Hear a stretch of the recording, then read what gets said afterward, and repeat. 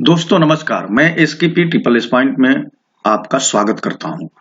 EP police exams 2024 में जो प्रस्तावित है मैथमेटिक्स पर, मैं आज ये नंबर सिस्टम का वीडियो पार्ट 4 लेकर आया हूं और इसमें मैं बात करूंगा प्राइम नंबर्स पर पूछे गए विभिन्न प्रतियोगी परीक्षाओं के क्वेश्चंस पर।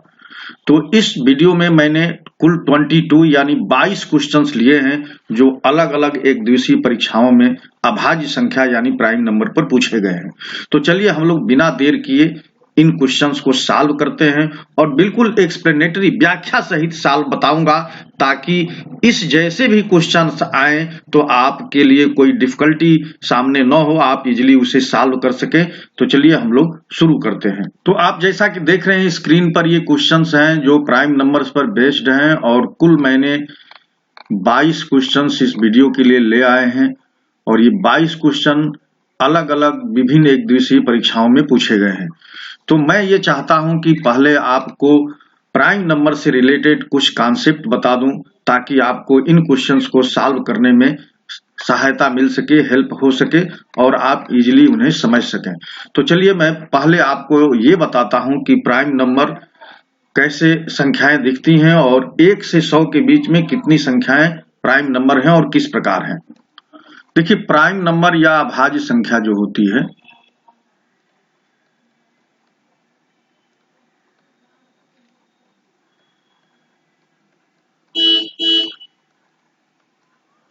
ये वो संख्याएं होती हैं जो 1 से और खुद से डिवाइड होती हैं, खुद से डिवाइड होती हैं और किसी नंबर से डिवाइड नहीं होती, या तो 1 से होंगी और खुद से होंगी। देखिए, 1 जो है हर संख्या को डिवाइड करता है, यानी 1 सभी संख्याओं का फैक्टर है, और कोई भी संख्या खुद से डिवाइड होती है तो हर संख्या अपनी खुद की फैक्टर होती है। तो अब जैसे हम आपको बताऊं कि ये जो नेचुरल नंबर है, नेचुरल नंबर को 3 भाग में बांटा गया है। एक भाग को प्राइम नंबर कहते हैं,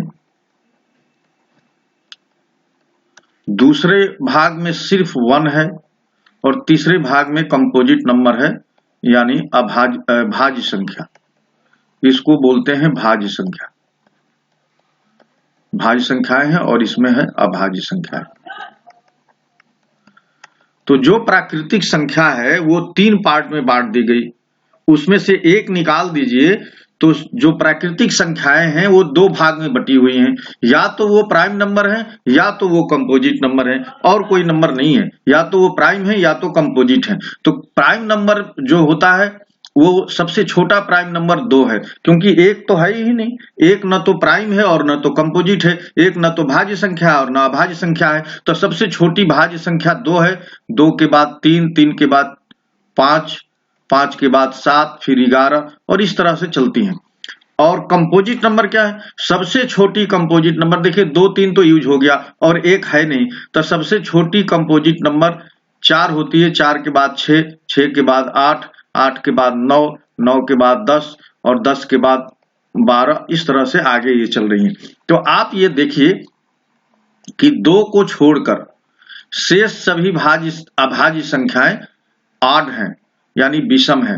केवल 2 ही एक ऐसी अभाज्य संख्या है जो इवन है, और 2 को छोड़ करके शेष सभी अभाज्य संख्याएं ऑड हैं, यानी विषम है।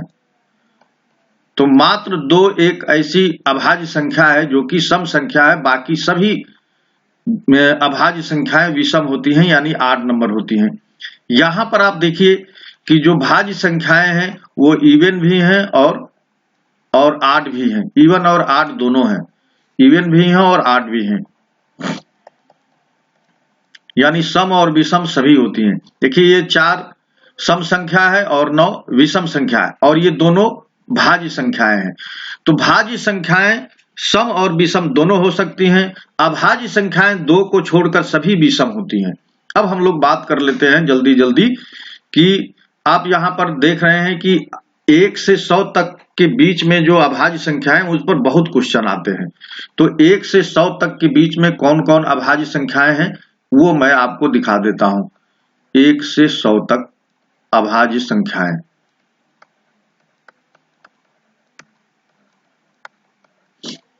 देखिए 1 से 10 तक में 1 से 10 तक में कौन कौन अभाज्य संख्या है? तो 2 है, 3 है, 5 है, 7 है। ये 4 अभाज्य संख्याएं हैं 1 से 10 तक में।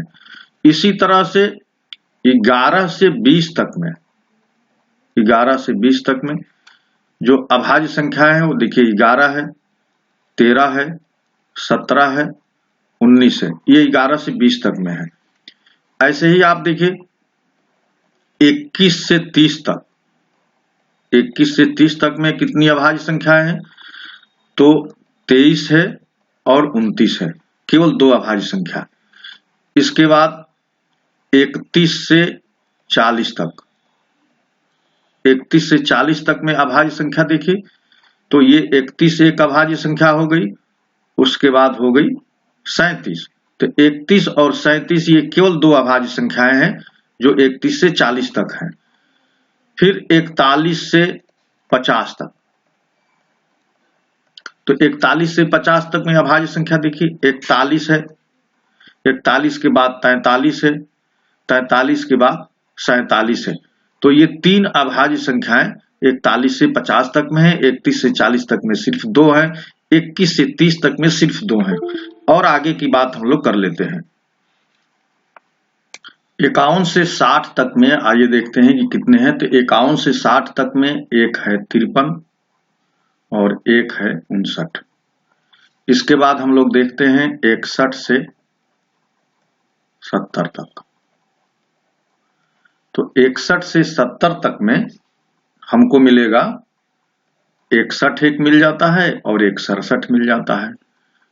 अब 71 से 80 तक देखिए, तो 71 से 80 तक में हमको 71 मिलता है, 73 मिलता है और 79 मिलता है। इसके बाद 81 से 90, 81 से 90 में हमको 2 केवल मिलती हैं, 83 और 89। और अब है 90 से 100। तो 90 से 100 तक में सिर्फ एक प्राइम नंबर है, वो है 97। और ये 97 सबसे बड़ी प्राइम नंबर है। 2 अंक की सबसे बड़ी प्राइम नंबर 97 है और 2 अंक की सबसे छोटी प्राइम नंबर 11 है। यहां आप देख सकते हैं 2 अंक की सबसे छोटी अभाज्य संख्या 11 और 2 अंक की सबसे अभाज्य संख्या बड़ी 97 है। 2 और 3 क्रमागत अभाज्य संख्याएं हैं। 3 और 5 अभाज्य युग्म हैं, यानी इनको ट्विन प्राइम कहते हैं। 5 और 7 को भी ट्विन प्राइम कहते हैं। 17 और 19 को भी ट्विन प्राइम कहते हैं। 11 और 13 को भी ट्विन प्राइम कहते हैं। 29 और 31 को भी ट्विन प्राइम कहते हैं। 41 और 43 को भी ट्विन प्राइम कहते हैं। 71 और 73 को भी ट्विन प्राइम कहते हैं। 59 और 61 को भी ट्विन प्राइम कहते हैं। तो ये जो ट्विन प्राइम है इनको अभाज्य युग्म या ट्विन प्राइम नंबर कहते हैं। ट्विन माने जुड़वा। तो जिन प्राइम नंबर्स के बीच में 2 का डिफरेंस होता है उन्हें ट्विन प्राइम नंबर कहते हैं या अभाज्य युग्म कहते हैं। तो ये कुछ बातें थी जो हम लोगों ने ये देखा कि प्राइम नंबर 1 से 100 तक के बीच में कैसे हैं। आइए कुछ और यहां से जानकारी हम लोग निकालते हैं।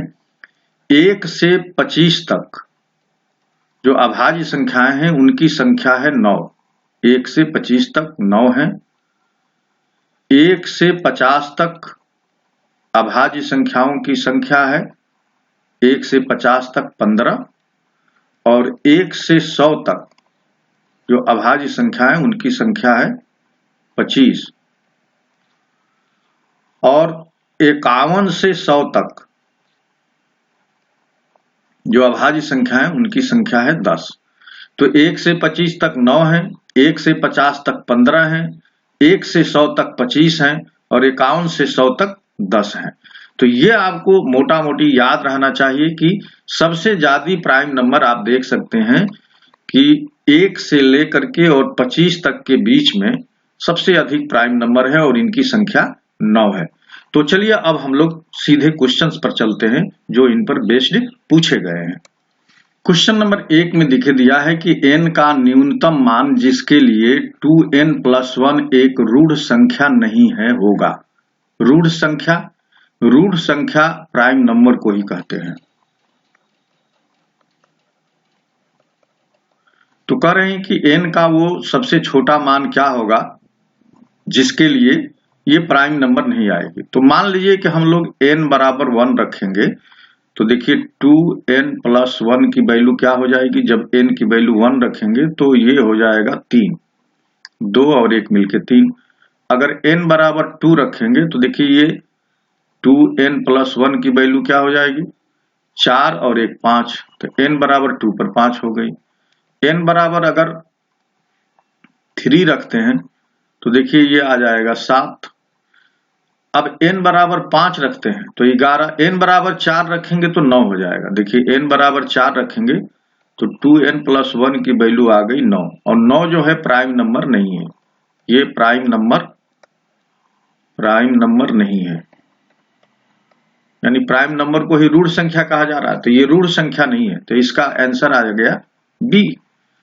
अब देखिए 2 के लिए कि सबसे छोटी रूढ़ संख्या क्या है। रूढ़ मीन्स प्राइम नंबर, तब सबसे छोटी प्राइम नंबर 2 होती है। 2 से छोटी प्राइम नंबर नहीं होता, 0 होता ही नहीं, क्योंकि प्राइम नंबर और कंपोजिट नंबर नेचुरल नंबर पर यानी प्राकृतिक संख्या पर परिभाषित है, और प्राकृतिक संख्या 1 से शुरू होती है।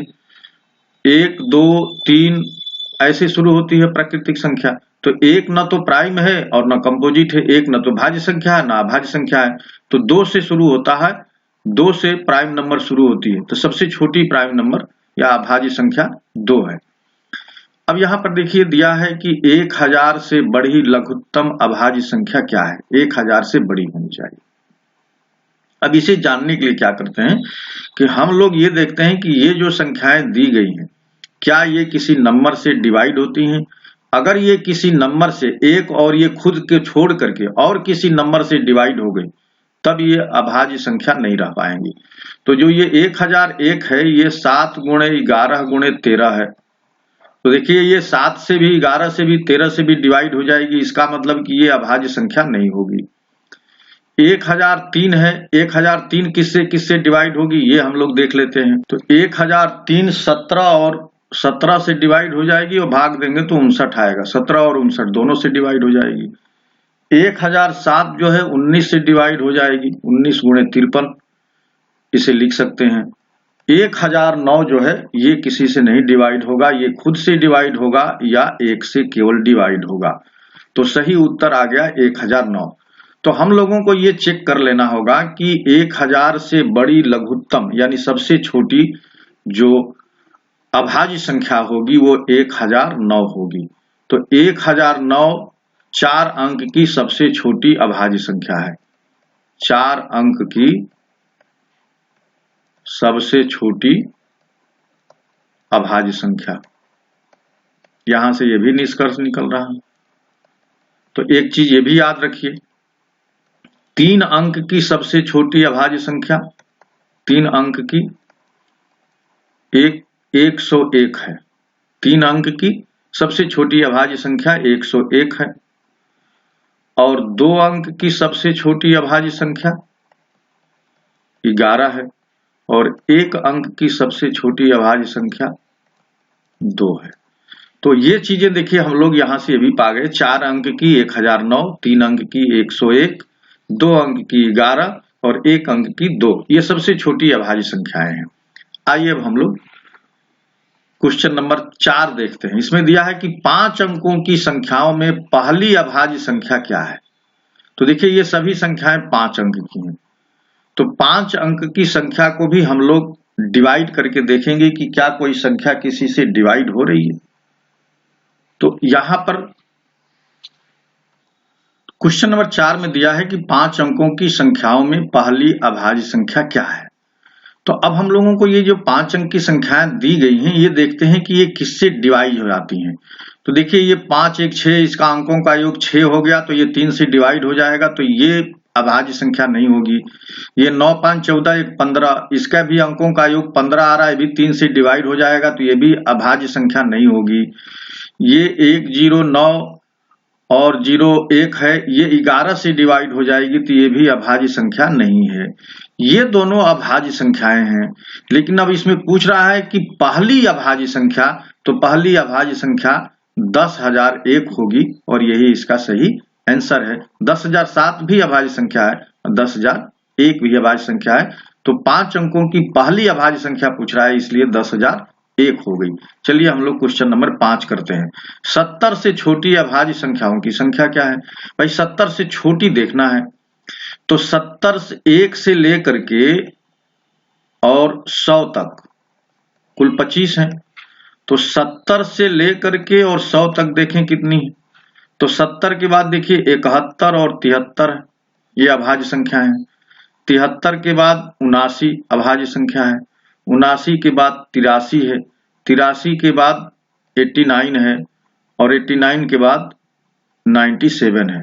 तो 2 2 4 2 6, तो इसमें से 25 में से 6 निकल गया तो ये 9 हुआ और ये 1। तो 19 ऐसी अभाज्य संख्याएं मिलेंगी जो 70 से 100 के बीच में होंगी। अरे 70 से छोटी होंगी। 70 से छोटी अभाज्य संख्याओं की संख्या कितनी आ गई? 19 आ गई। अब देखिए इसमें दिया है कि 50 और 100 के बीच अभाज्य संख्याएं कितनी हैं। तो 50 और 100 के बीच देखिए 1 से लेकर के 100 तक कुल 25 अभाज्य संख्याएं हैं। 1 से लेके 50 तक कुल 15 है और 51 से लेके 100 तक 10 है।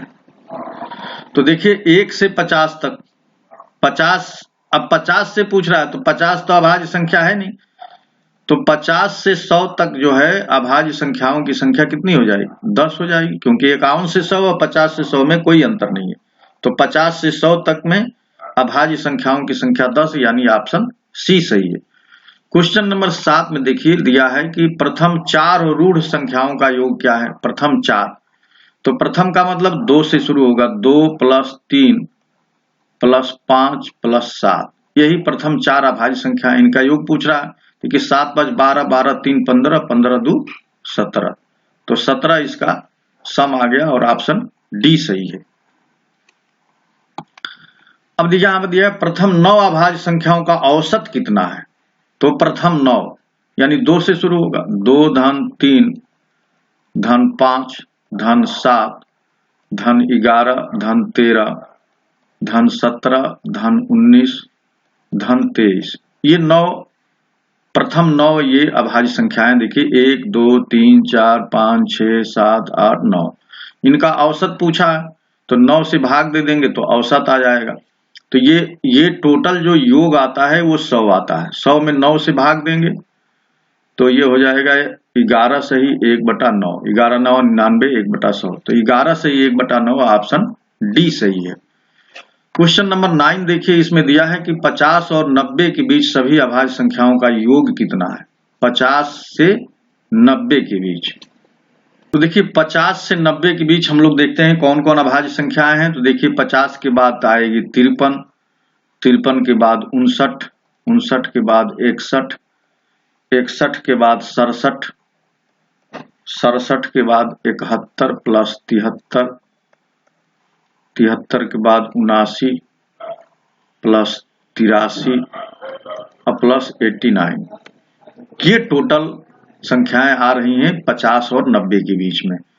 तो इनको जब हम लोग जोड़ेंगे तो ये आ जाएगा 635, 635 इसका आंसर आ गया और ऑप्शन डी सही है। आइए क्वेश्चन नंबर 10 की बात करते हैं। क्वेश्चन नंबर 10 में दिया है कि 110 और 120 के बीच कितनी अभाज्य संख्याओं की संख्या है। भाई 110 के बाद ये आएगा 111, 112, 113, 114, 115, 116, 117, 118, 119 और फिर ये 120। तो ये 110 और 120 के बीच पूछ रहा है। तो देखिए कौन कौन संख्या कट जाएगी।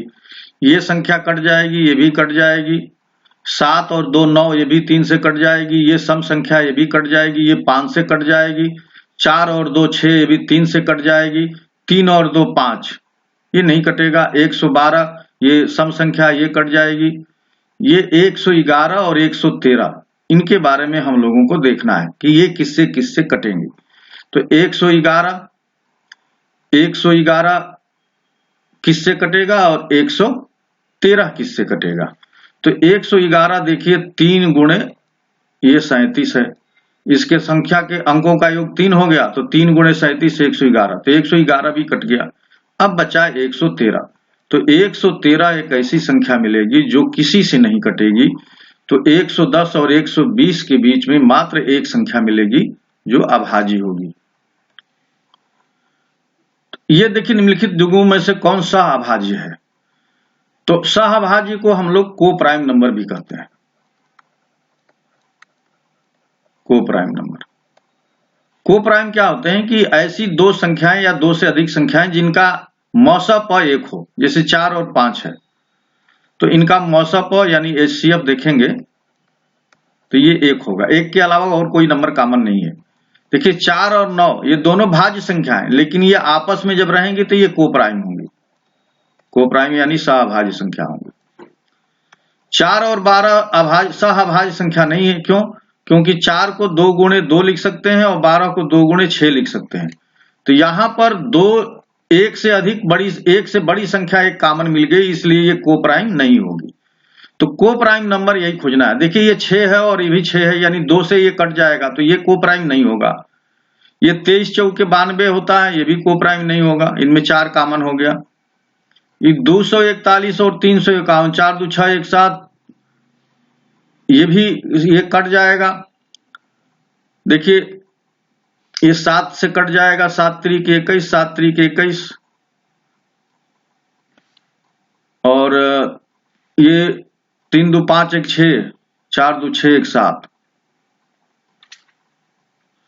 इस ऑप्शन में एक मिस्टेक था, और ये देखिए ये 3 से कट जाएगी संख्या 24 और 351, तो ये भी को प्राइम नहीं होगी। तो को प्राइम ये होगी 18 और 35, इनके बीच में 1 के अलावा और कोई संख्या कॉमन नहीं है।